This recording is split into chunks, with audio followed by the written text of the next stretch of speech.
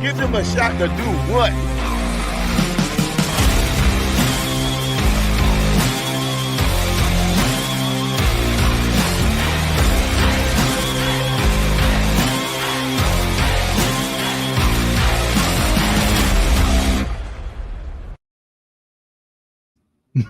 Mikey Hughes. First off, before we even talk anything, I owe you an absolute apology. This has been what feels like over a year overdue. They say you hurt the ones you love the most, or ignore the ones you love the most. And it's been on me. As you could see, the studio is being renovated. Everything has gone array. Like, even setting this up, I was trying to find a camera that worked. You recommended me not to use the camera above. It didn't look good. So Mikey, yeah, we're here, baby. Trade deadline's here. How you doing? It's been 108 years, man. It feels like the Cubs won the World Series again. I haven't, Mike Powers is a hard man to get a hold of at the Give Us a Shot Network, but he's here, man. He's always here. He's always doing something. I'll always be here for you, buddy. Oh, well. I promise that. Speaking of the Cubs winning the World Series, did you see that AI generated thing that predicted the next 50 years of World Series winners? I did. I saw the Savannah Bananas win their first World Series in 20 years, and I was like, okay. I mean, if we're doing backflips and shit in the outfield, I guess that'll help them. But and as we speak right now, they're on the CW and ESPN nationally, which is insane. But more importantly, this weekend, over 100,000 people walked into Philadelphia to watch that game. And I'll tell you, I was one of them. I'm proud to say that. It was fantastic, dude. Absolutely electric. So much fun. A whole different spin on the game. The ball's different. I immediately went over to a concession stand, bought one of the balls just so I could feel it, grip it, get a sense of what it was going on. But yeah, like you said, those trick plays are sick, man. And some of those kids out there, I mean, they're as the average salary is $30 an hour. So they're playing for pride. But that thing, I mean, that's WWE pay-per-view type attendance. So, and they're doing this throughout the country, and it was a lot of fun. They had a hot dog eating contest with Joey Chestnut in right field while the game was being played. My mind was just blown. The fact that they're doing that, and there's no sense of a screaming line drive might kill the god that is Joey Chestnut. Yeah, so for sure. And that'll be the thing that takes them out, which is the craziest part, not eating 100 hot dogs a day. But no, man, it's really cool to kind of see what they're doing. And I know a few guys like Meadows and obviously Liam Spence, my Aussie from Australia, who drafted by the Cubs straight out of Tennessee. He had the option of going back home and playing overseas, going to Australia, or riding it out here with the firefighters and the Savannah Bananas organization. And I think it's really kind of cool to see what he's been able to do. Last 4th of July, we actually went to the Chicago Dogs game. I don't know what league the Chicago Dogs are in, but we were at the game, and he was playing for another team where, you're making $10 an hour pretty much. I can't quote that being $10, but it's nothing. No, and it's pennies, dude. Yeah. And I will say, for it to be $30 an hour for the Savannah Bananas, I mean, I don't even make $30 an hour. I don't even make $20 an hour. So dude, for minimum wage, I would play baseball. Anything for sure. Mm-hmm. But no, they're athletes. I mean, the Bananas hit 2 home runs last night. The Tailgaters look like a great team too, to the point where I was like, the next game I go to, I don't want the Bananas there. I want to learn about these other teams. Mm-hmm. And we have some allegiance to firefighting, right? Your family, you're pretty much born in a firehouse, right? Yeah. From what I understand. And we also got Germ, who's out there protecting the streets of Leland, North Carolina. So I'm like, should that be our team? And also, are they going to go to Chicago eventually? Because the Chicago firemen sound freaking awesome. So we do already have the Chicago Fire, but I'm sure they can figure it out. They'll make it happen, right? I don't know. We could do the Great Chicago Fires, something. You know what I mean? Yeah, they got to figure something out. But these, and they bring out a ladder or something during their game. So I started diving into all these other teams, and I was just this is pretty crazy. I mean, dude, and the amount of kids that were there, so it's everybody wants to say baseball's dead. It's an old man sport. this is bringing it back. And I'm sorry, there's no other, not even the NFL. We saw it with the XFL. They're not selling out 45,000 fans, on a random Saturday and then doing it back to back on a Sunday. So like I said, 100,000 people went through. There's no other sport that's able to do that right now. And Savannah Bananas have created a niche where the whole world is buzzing. The hottest ticket to get. To give you an idea, to go to the Phillies game, it was $45 to get into the Phillies Yankees game. To get into the Savannah Banana game, it was 100 plus. That's crazy. Those stats are from our friends over at TickPick. Check out TickPick. Use code FS10 and get $10 off your next order. Yeah. But yeah, humble plug. No, for sure. But like also, I kind of just wanted to point this out because I did see the movie yesterday. It's no spoilers. It's just the entire plot of the movie of Happy Gilmore 2. They're trying to reinvent golf. They're trying to make it quicker. They're trying to make it more fun. There's a new league. It's the pros versus this new era. And that reminds me so much of the Savannah Bananas in that sense. Okay. Like, just like in Happy Gilmore, these guys are trying to show that like, hey man, no one cares about golf. It's boring. No one can watch it. I want Happy Gilmore style golf where everybody's just swinging and dinging and doing their thing. And this is kind of what the Savannah Bananas are in real life. So it is kind of funny. Like if we ever did get to see, like you said, that ChatGPT made the Savannah Bananas win the World Series in 2050. Like, what if the Savannah Bananas really did go up against like retired MLB players like Ichiro Suzuki or some of those guys who, shout out Ichiro, by the way, made the Hall today. So great. But like, if we did get to see former legends face off against these guys, I do think it would be like the craziest like spin of it all. And I'm pretty sure like guys like Ken Griffey Jr. would still take all those guys deep, but it'd be pretty fun to watch. Fair. Like I first glance, I was like, there's not many hard hit balls. Honestly, it's a yellow ball, so I'm colorblind. So it was so hard for me to read. I was going to ask you that. I couldn't keep track of it. And it definitely, I was like, man, like I was scared. I was going to like take one to the face, man. you were trying to catch a home run ball. So at first I was going to bring my own glove and I was like, that's corny. So I convinced my daughter to bring her glove. And like, dude, I don't know if you saw the highlights. She got to play wiffle ball before in the little Citizens Bank field that was all done up with bananas. But dude, first pitch swinging over the fence. I was like, that's my girl. So like she was timing it in the like on deck circle. She did her thing. And then she's like, Dad, give me your glove. I'm playing in the outfield. And she's,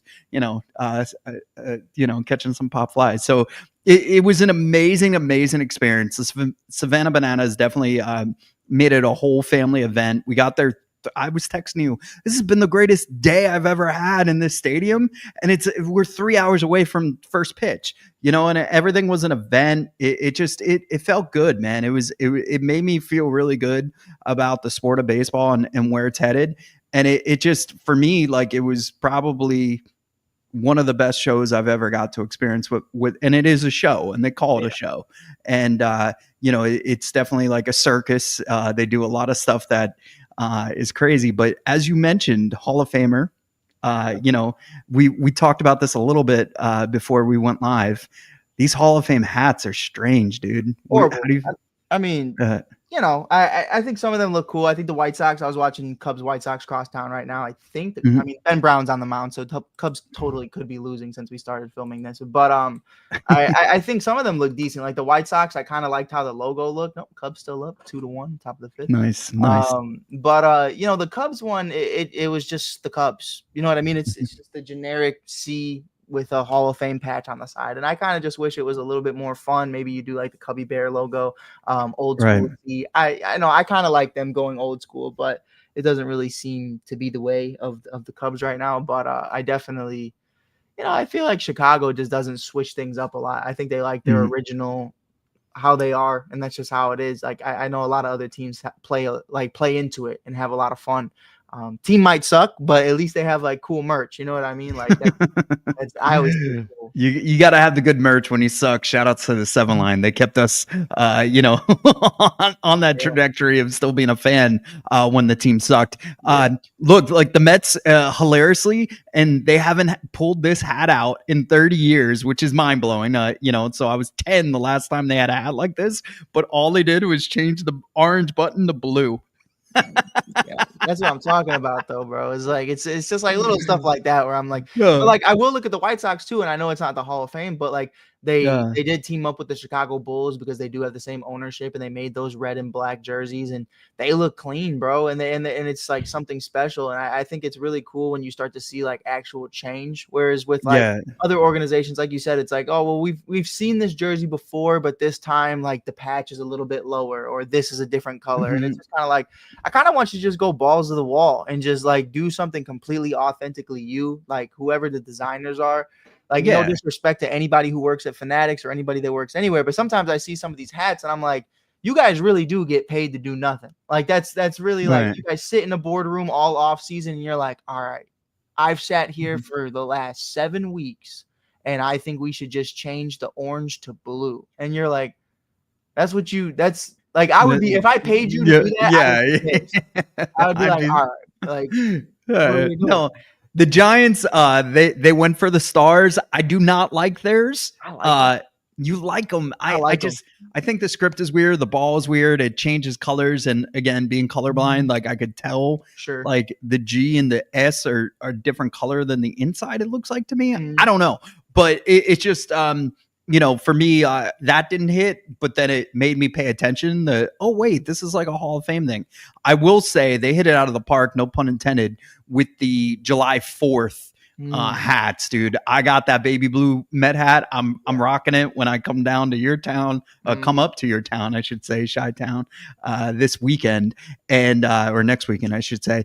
And dude, those hats were just, I mean, they were beautiful. There's nothing you could say from the rope on it to the American flag inside the logo. I was the gonna baby ask, powder blue. how do you feel about the rope? Because I know that's like something that's kind of like not just with baseball hats, but like NFL, NBA, just hats in general. Everybody's kind of going on to this trend about the rope on the top of the lid.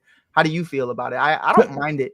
Yeah, I don't mind it at all. Like I think it would be weird if I actually had to play with it because I didn't like it in the fitted form. I had to get it as a snapback.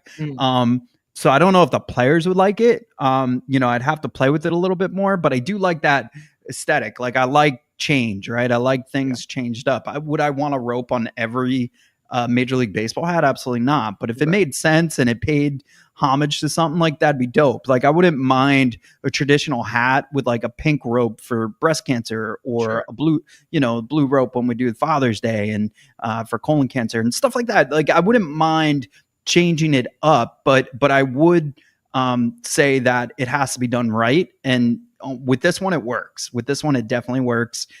Just adds a little bit of more patriotism to it, for any lack of a better word or term. But I enjoyed the hat, and I had to go get it. And I was like, "Yo, dude, I need this hat." Like it's better than the Father's Day version that came out a couple years ago that I also bought. That was a powder blue. And it just makes I enjoy it because it's still a Met hat, but I could blend in with that Chicago baby blues. For sure. No, I dig it for sure. Yo, man, so there's a lot going on. Trade deadline. We've had some moves. Everything is clicking on all cylinders. There's a lot of teams still in it, obviously, because the trade deadline has been moved up to prevent people from just doing complete fire sales. But there's a lot going on. I want to start with your Cubs, then we could talk about other transactions that have taken place, and then we can end it with the Mets. But where do you see your team? Where are you at? And what can we expect from Chicago? Yeah, when you hear Derek Jeter say on live television that he sees the Yankees beating the Cubs in the World Series, it's a good feeling. And I recently texted Bert that because we were talking about it when the Cubs and Yankees faced off against each other, and I was like, man, even just being in that conversation of being in the World Series, like this is a team that hasn't made the playoffs in a few years. So and the last couple of years, it's like right at the end of the season, we blow it away, and that's kind of just been this repeated history and the narrative of this club specifically, where it's like, man, like these group of guys, the second half of the year kind of just fall apart. And some of that's on Craig Counsell, some of that's on Seiya Suzuki, some of that's on everybody from top to bottom. Definitely Dansby Swanson. But this year, man, just felt different. The first half of this year, the addition of Kyle Tucker, it really did just, expand the horizons of everybody else in this lineup from 1 to 9. You got guys like Carson Kelly out here hitting like Barry Bonds the first month and a half of the year. PCA, who I've been huge on PCA. I was there for his first AAA game in Iowa, drove all the way down there, covered him as media, hit a grand slam in his first game as an Iowa Cub, in the middle of Des Moines, by the way, which there's nothing to do in Des Moines, but it was a cool experience nonetheless. But to see him two and a half years later really come into this guy who, I mean, he's having a 40-40 season. He's on pace for right now. He's at 27 home runs, over 25 stolen bases. Like, he's been incredible. Lights out defense. The only thing is the Cubs rotation, and honestly, still that bullpen, because I love Jed Hoyer. He's a Theo Epstein guy, but like, he always pulls some guys out from their couches. He always pulls some guys out of nowhere, of AA, AAA, from somewhere that nobody else wanted to tinker with. First half of the year, they're always great. Second half, they're not. I do think there's guys out there, a Mason Miller, Emmanuel Clase, Bedard, I believe is Bernard, from the Pirates is also available as well. From a reliever standpoint, would definitely want another arm, but the big line for me with the Cubs is really just that starting rotation, man. You have Justin Steele out for the year, Mississippi fastball with Tommy John surgery. Definitely miss his presence. Jameson Tyon's going to be out for a little bit longer. I think he just had some kind of strain, if I'm not mistaken. But you definitely need another arm, man, because guys like Ben Brown, who we got from Philly just a couple of years ago for Dave Robertson. Shout out Dave Robertson, by the way, and with the Phillies. But it's one of those things where I want a guy, just to name a few. Edward Cabrera, right-handed pitcher from the Marlins. He's got a 3.48 ERA this year in 17 starts. He's been great, and he's under control until 2020, the end of 2028, so 2029. I really like that. There's a guy, Adrian Hauser. We saw him the other day for the Chicago White Sox. Not a huge fan. And listen, the Cubs are playing the Sox today, so I'll say it. Kid's dog shit. He's just having a really good year. He's over 30 years old. This is his last year of control, so I'm not trying to deal with that. So Edward Cabrera really is the big name. I know everybody wants Sandy Alcantara, but I just don't see it from him after coming back from Tommy John. I don't think he's going to be a legitimate move. We'll talk about the Mets in a little bit, but I think the Cubs and the Mets, and maybe even a couple other teams, will be on the hunt for Mitch Keller from the Pirates. I think that's a guy through control for 2028. I definitely think he's another guy you could really go out there and say, hey, man, look, shitty team, bad place to be, but if we can get him in the right organization, you could definitely have a really great pitcher out of him. He has a FWAR of 2.6 this year, so like that's really cool. Kid's balling, even though the Pirates are horrible. So I definitely do. I want to see the Cubbies get some arms. I think the offense is perfect. I don't want Suarez. I got to make that clear because I see the comments every day. I don't want a third baseman. I believe in Shawzy. I think Shawzy's going to have a Miguel Amaya 2024 second half caliber season, or a PCA of the second half of last year where he really kind of started to pick it up, and you're more proud of him. It's interesting though, man, to see like how things are going to unfold. But I definitely think it starts with the starting rotation for the Cubs. If not, I think they're going to be in and out of October very quick. Well, look, I got excited either way. Like, one, you mentioned Theo Epstein. That's the one list that I wish came out, is his list of who we should be going after. But in all seriousness, dude, that's spot on. The Cubs should just hire you right now. I'm just saying. Definitely not. Definitely not. You know how many times I was like, we should sign this guy, and then like he's horrible, and I'm like, oh, never mind. Well, when the Mets went through all their trades, man, and they got rid of the house, they cleaned house. Yeah. You were the only guiding light that was reassuring me that these guys that they're bringing in are rock stars, and I'm absolutely thankful. One, for you as a baseball brain, but also my friend, because I was ready to jump off something. I don't know. I mean, it's probably a curb, but I would have jumped. We wouldn't be doing an episode together if I didn't mention Drew Gilbert right now too. Everyone in the Mets need another bat at the trade deadline. Kid's hit 4 home runs in his last 3 games. He's in AAA for a little bit of time. Like Gilly Goo, I need Gilly Goo in a Mets uniform today. The kid is electrifying. You know what always scares me? And this happens in Mets land. I want to know if it happens with your team or any team, but it always feels like our guys get injured and then they come back around the trade deadline. So ownership tries to convince you, like, no, it's like we acquired 4 new players because Sanga's back. Uh, uh, blah blah blah is back. Whoever it is, we have Francisco Alvarez back. Like, and it's like, Right. Sean Manaea is back, and Right. and We'll they'll get just Tyone yeah back. And they're like, here's your starter that you're looking for. And it's like, yeah. we still needed one when he was here. You know what I mean? Yeah, exactly. Like that doesn't get me excited. Right. Like, so when the Mets brought in Cespedes and they also brought in, a ton of other like key players, like third baseman, can't remember his name right now, and that's embarrassing. But it was dang, who cares? Let's move on. It was just like, it felt like the right transactions, right? And it obviously sparked the rest of the team. David Wright comes back. Daniel Murphy starts hitting the ball, but Cespedes was that nucleus that we needed at that time, and it was a big spend. And I don't think the Mets need something like that, but I do think the other team in New York needs a Cespedes type signing. And so I've been looking around.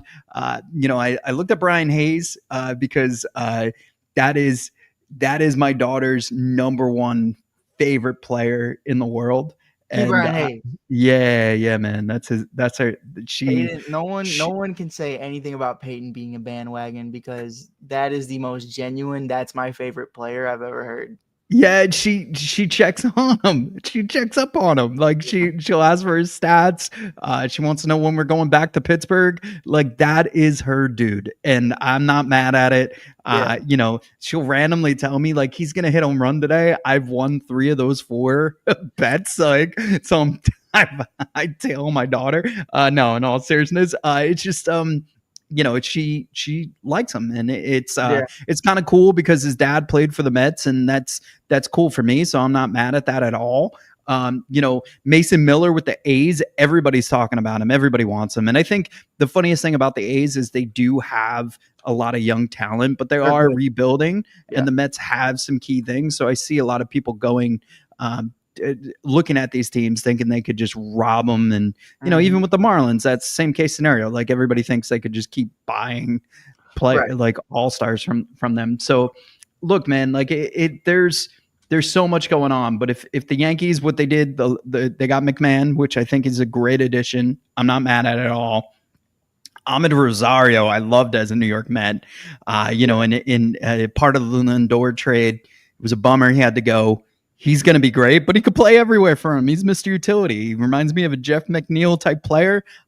Maybe not doing as well as some would like the last couple, at least this season and a little bit of last. But I mean, for the Yankees, these are 2 really good transactions so far.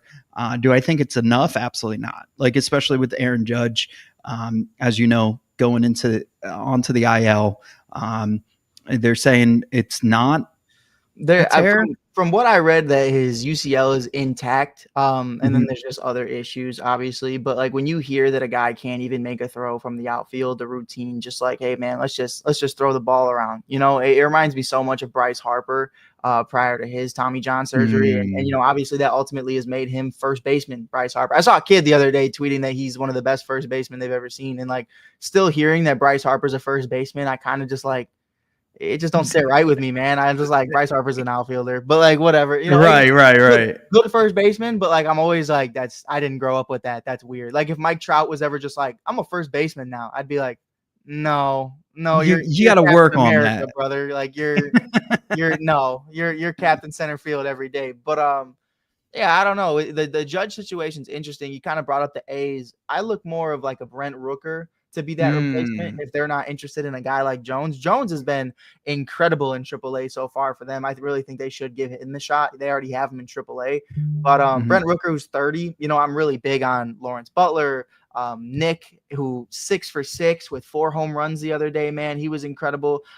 Really hurting the ball, no pun intended, but he's doing it, man. And then obviously you have a guy like Jacob Wilson, who's one of the best young shortstops in the game right now.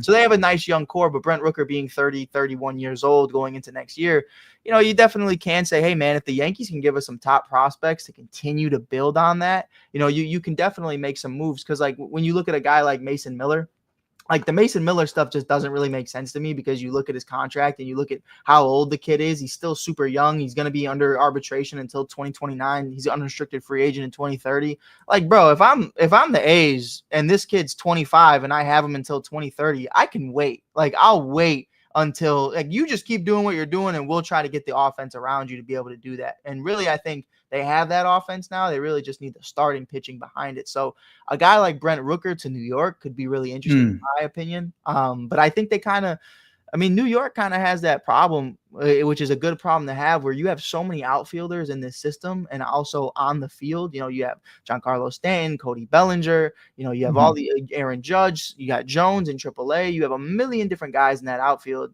I really don't think they have to go out of their way to get anything. And if Judge does miss a significant amount of time with where they are right now, I mean, Mike, I might, you know, Garrett Cole's out for the year. You still got Marcus Stroman on the bump once every 5 days. Like at some point I might just say, you know, man, we're just going to play out the season. I wouldn't even go make any moves. I would just see how it all folds out.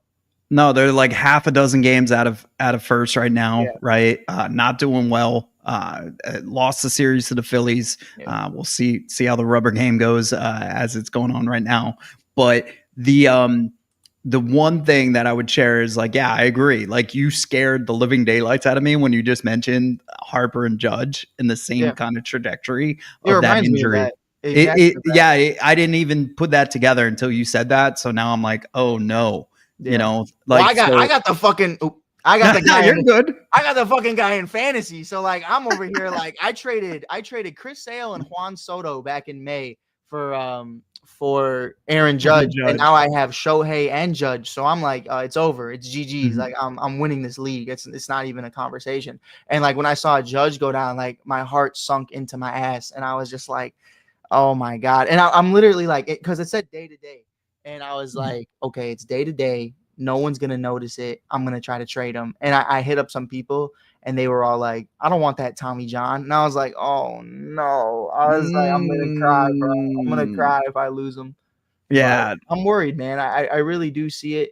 You know, I kind of did a video that I kind of did a video back in April kind of discussing the situation with Justin Steele, and everybody just kept saying it was elbow inflammation. He had that problem back in September and he kind of, you know, babied it throughout the offseason. He didn't last until mid-May, bro. Like, and I saw it. The writing was on the walls. And with Judge, it's kind of the same thing where it's like, you avoided it with Sean Manaea, and I really feel like it can be done that you can avoid it.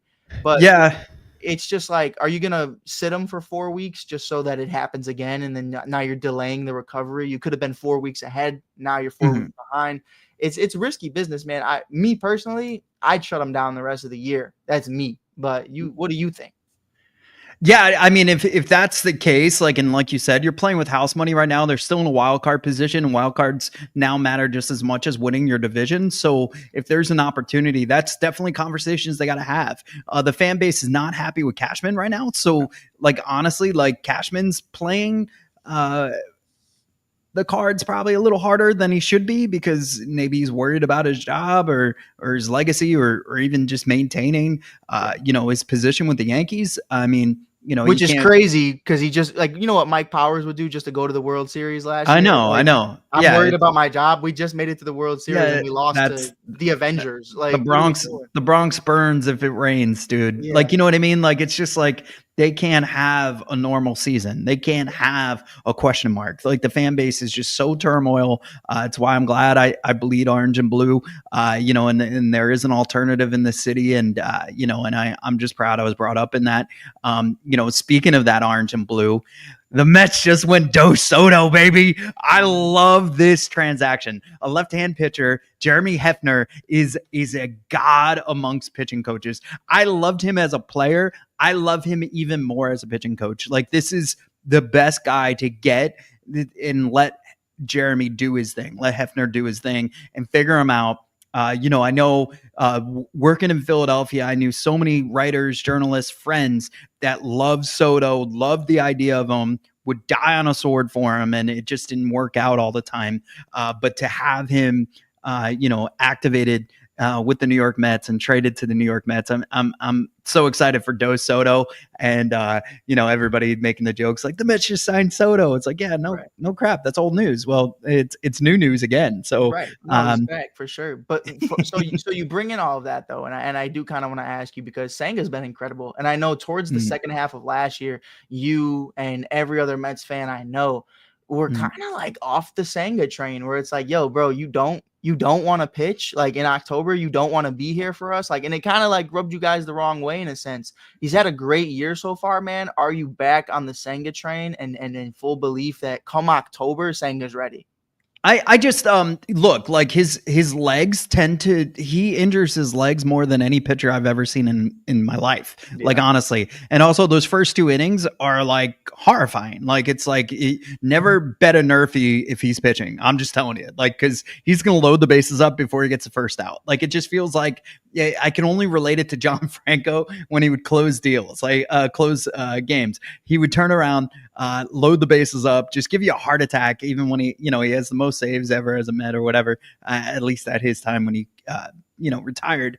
But with Senga, it's that same type of vibe where like his stuff is nasty, but it's like he struggles to get outs. Like, he puts people on base, he does things. But the ERA is amazing this year. His pitching is amazing.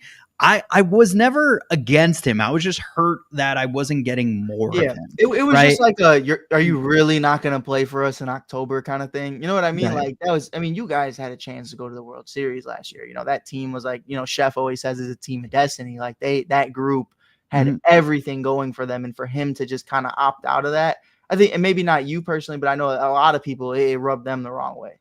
Yeah, I mean, I was happy to see him play in Philly for the postseason. I mean, even though he gave up a shore bomb in the first, and then we ended up winning that game. So he was very, very, he missed the first series, was activated for the NLDS.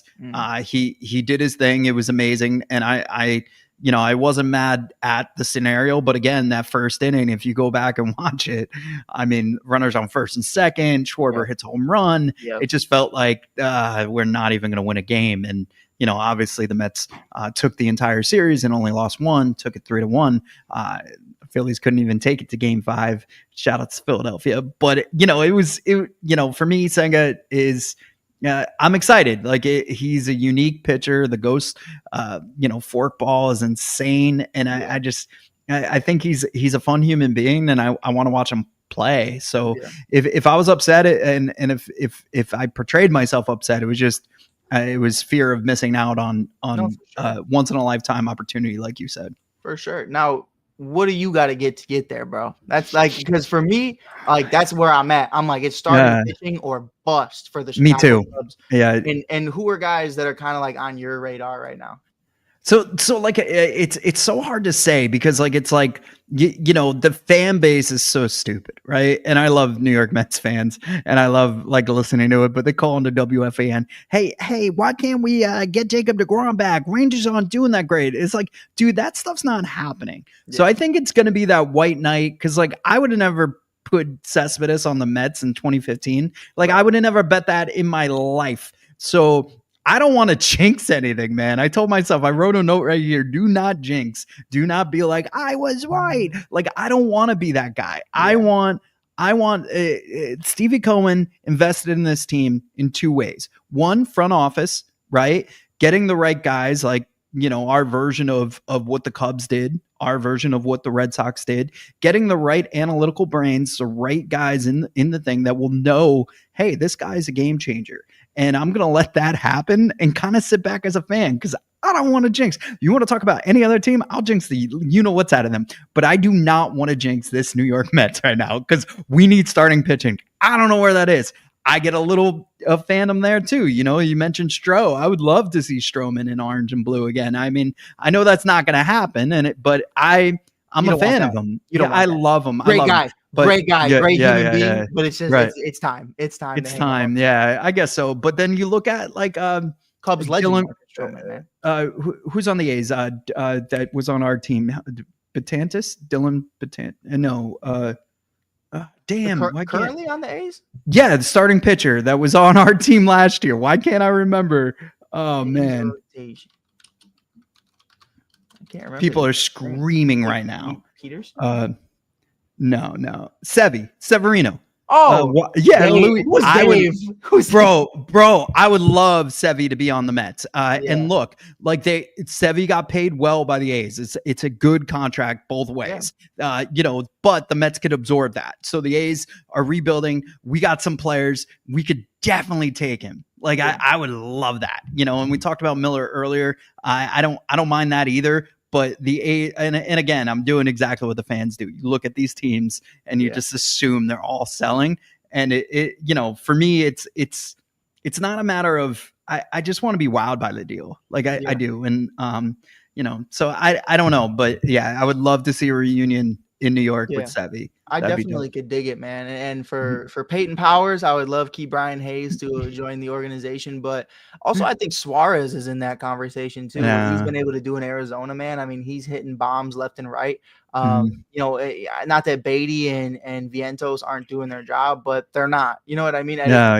So I would everybody in Philadelphia land was talking about Suarez. Vientos being like that thorn in their side for the next 10 years. So this is a sophomore slump. I do not want to see the Mets trade him because of this. Well, so I do. Yeah, go ahead. That's kind of where I'm at with it though, bro. Is like you have a guy like Suarez, like just because of the situation right now with like the Dodgers not playing as well, the Brewers, who, I mean, hey, look, I don't know who's a bigger rivalry right now, the Mets and the Brewers or the Cubs and the Brewers. You guys really made a statement last year with how you guys finished that off in the playoffs, which I loved it. Polar Bear Pete did his thing to send that home, and a guy like Devin Williams hasn't been the same since. But it's definitely something where I believe in Vientos because of you, and also just MLB The Show, the kid's cracked. But I think when you bring in Suarez for a year, because he's on a 1-year deal, he's going to be a free agent at the end of the year. Hey man, if you can help us win this year, we've done that. We've done that. Like Vientos, it's yours every year after this, but now let's give it to Suarez. I shades of Javi Baez if that happens. Like Suarez has 36 home runs, 86 RBIs right now. He's due for a slump. And you know where he could slump? In Queens. Like I'm so scared of that. Like honestly, just off of the Javi Baez conversations, and shout outs to Javi right now, an all-star. We didn't get to talk about that at all. And I'm so happy for him and all of Detroit right now. The Tigers are on fire. And talk about resurrecting your career. And it couldn't happen to a better ball player. It couldn't happen to a better person. I know how much you like Baez. I did enjoy his time here. People will be like, oh, he did the thumbs down movement. It's like, yeah, you guys were a bunch of assholes. Like, stop. Like, our fan base was you had like Ron, Keith, and Gary in the booth, like begging the fan base at that time to be nice. Like, it was just out of control. Like, they're writing letters to the fans saying like, hey, can we be a little bit nicer? Like, we don't want to be like the guys in the Bronx, like, and it was just like the fan base was so and I get it, the thumbs down thing, it was an inside joke. I think the press in New York, I know the press in New York tends to make a mountain out of a molehill, and that's what they did there. And it sucks because imagine if Javi was still on this team, and I get it. It took him a while to get back to where he's at, but this is so cool, man. This is cool. I thought it was over. I really did. And last year was his first time back at Wrigley, and I got the privilege to meet his mom and his brother because I was doing a partner up with a t-shirt company, and we were just handing out I Miss Javier Baez t-shirts. I was walking around the stadium. We were interviewing people like, what's your favorite Javier Baez moment? And the city's still like engulfing him. And even when Rizzo came back too, like I cried when Anthony Rizzo came back, and like it was like such a huge thing for me because like I just loved him so much growing up. Same with Javi and KB too. When KB came back, like you get emotional about these guys, you know what I mean? So like when you see that kind of stuff happen where, especially like, Javi Baez's career got resurrected, but Rizzo's currently still looking for a job. You got Chris Bryant who, signed with Colorado and was never seen again. And it's just like one of those things where it's like, not everybody does get that storybook finish. Not everybody does resurrect their career. So to see that happen for Javi, and to see that picture of him and PCA together as both the starting center fielders in the All-Star game was pretty crazy, especially because Javi, never in my life have I ever seen Javi play in the outfield prior to being a Detroit Tiger. That's just and like, MLB kind of did, like, it'd be like, oh, look at this El Mago play, look at this magical play by Javi in the outfield, and then it would be like a routine fly ball, and I'd be like, I don't know, but he's hitting that lights out the ball, man, and I'm really happy for him, bro. But yeah, man, that's Javi. I know you're sick because PCA, man, and then Javi, it's no, that was nuts to see them hugging at the All-Star game. But Mike, when you got Juan Soto, they were hugging. You got Juan Soto though, Mike. You can't. He's not an All-Star, Mikey. He's not good enough. Well, that's a whole different. That's wild. Oscar Hernandez and Clayton Kershaw were All-Stars. Right. So even Javi being an All-Star, I was kind of like a starter. Yeah, Clayton was cool though. That mic'd up situation and him throwing like he was throwing a ball out there, 60 miles an hour. Yeah, that was so much fun for me, Mike. He's like, check this out. Like, yeah, it was so great. Yeah, go ahead. No, that's just me as a Cubs fan though. Like, I actually hate Clayton Kershaw. Everything about him as a person, he's a great guy, sure. But he was that Cubs killer for years. So every time I see Clayton Kershaw, I'm like, get off my screen, bro. Yeah, no, I agree. What did you think of the home run derby was dope? Like, I'm not gonna lie, I could watch that stuff. Shout out to Todd Frazier. He just did a home run derby X, which I want to sink my teeth into. I just reached out to home run derby to see if, like, hey, is there a way we could help, like, elevate this thing or talk to the players, promote it? Like, because I didn't even know where to watch it on TV. I don't even know if you could watch it on TV, but I saw all the highlights on socials. It's pretty dope. They hit from the third base, literally third base. There's rules. It's a smaller like area where you can hit the ball. And I think they play defense too. I saw the guys with gloves. I don't know, but I want to really find out what the heck is going on with this. They incorporate softball, female softball players into it. So they have legends on that side. That's incredible. It's a really dope thing. But the All-Star game ended in a home run, swing off. And what's your feelings? I mean, it was really cool, man. And I think, again, like, I'm just going to continue just fanboying out, but I did get a chance to work with Schwarber's Neighborhood Heroes earlier in the year. I worked for Schwarber's Foundation for a day, and when Philly was in town, I got a chance to walk around and ask everybody their favorite Kyle Schwarber moment, Phillies and Cubs fans. And to just know, like, what an amazing human being Kyle is, and just like the type of person he's been. He got his 1,000th career hit the other day, which I thought was insane. To think that it's just been that long since the catcher in Iowa for the Chicago Cubs turned into an outfielder. And everyone always judged him for his outfielding. Like, he was a catcher his entire life. Yeah, he looks like a catcher. Yeah, I don't want to hear any of it. Like, he's built big, he's a stocky guy. Like, he lost all that weight to be in that outfield, and now Washington was a shit show. Boston was okay, but it was just like, to see him finally find that home in Philly, man, I really do hope at the end of this season, man, they give him his due, because I mean, he has been that Philly staple. I feel like, Bryce Harper is one of them too. Bryce Harper does a lot in the community from what I've heard, but like him and Schwarbs, man, I mean, they're incredible people. Never seen a walk-off like that. I missed the game. I missed most of the game, but then I get home and I turn it on and they're going into extras, and I'm like, all right, cool. And it turns into this, like, swing off, and I'm like, well, where's Judge? Why is Aranda batting? And they're like, oh, Judge is on a plane right now, probably. Right. Like, what do you mean he left? Like, they're like, oh yeah, these guys are in street clothes right now, or they left. And I'm like, in my head, I was like, I don't care if they're in street clothes. Tell me. Yeah, get them out in their flip flops. Like, let's see it. And I would love to see that, because it would give you like this like backyard baseball type of like vibe to it, which is like, shout out backyard baseball, by the way. But dude, so much fun. Shout outs to you. It was cool, bro. It was a cool swing off, bro. And I'm not gonna lie to you, I don't think we see it again for a few years, because it was very hard for that to even be that situation. But so true. I would just, next time, I think every single player should stay. Every player should be uniformed up in the dugout, just waiting. Because if we would have got like Schwartz versus Judge and like all these big home run power bats just going off in a swing off. Like that would have, like, Schwartz hit 3 home runs in a row. That's awesome. But Judge would have smacked the dog out of like 30 of them. You know what I mean? Like, Yeah. I would have loved to see that. Like Aranda, I mean, what is it? He's a 290 plus hitter, like great contact guy. Guy has like 10 home runs on the year. Why was he in the swing off? You know what I mean? Yeah. No, it felt like the minute you announced the lineups, like I was like, oh, the NL's winning this. Like, yeah, right? like, it's over. And us guys like me and you were like, we won it. Like, we haven't won any. I never win the All-Star game. The National League always loses. It's like I think in my life I've seen like 3 or 4 times the National League has won. And I think that would be an exaggeration. Like, honestly, like it might just be 3. It might not be 4. Yeah, I don't even know.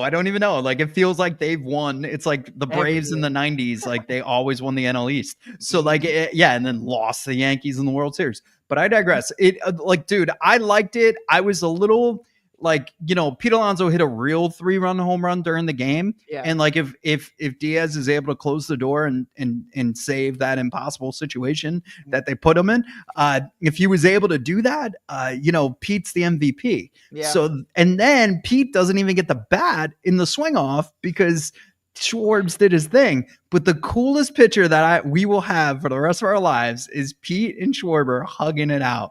And like, this is what scares me, man. Bryce Harper allegedly or reported that he went hard for Pete this offseason because of the fact that he wanted to get back into the outfield. I mean, and Pete's playing a damn good first base right now. He just saved the game last night with a jumping line drive catch. It was just insane.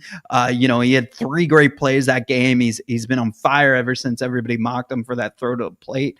So I think everything happens for a reason.